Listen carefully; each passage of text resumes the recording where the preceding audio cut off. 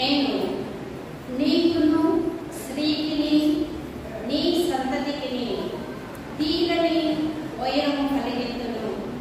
మొదటి పట్టణము ఆదికాండము అధ్యాయం 3 పరిశుద్ధ వచనములు 9 నుండి 17 వరకు. దేవుడైన యావే నరుని బయటికి పిలిచి, ఓయి నీవు ఎక్కడ నుండివి అని ప్రశ్నించెను.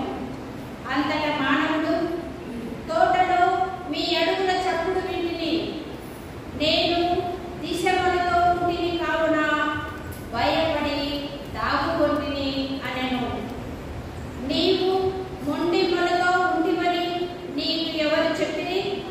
నేను తినవలదనిన పండును నీవు తింటివా అని దేవుడు ప్రశ్నించెను. నీవు నాకు తోడుగా ఇచ్చిన స్త్రీ తినుమని నాకు ఆ పండును ఇచ్చెను, నేను దానిని తింటిని అని నరుడు చెప్పెను. దేవుడైన యావే, నీవు ఈ పని ఏల చేసితివి అని స్త్రీని ప్రశ్నించెను. దానికి ఆమె, సర్పము ఆ పండు తినుమని మోసపుచ్చినది అని జవాబు చెప్పెను.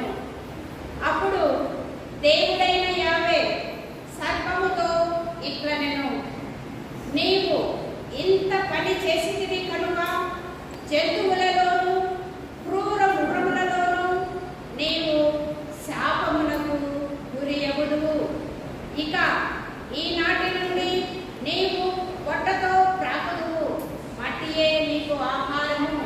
నీకును స్త్రీకి నీ సంతతికిని ఆమె సంతతికిని మధ్య తీరని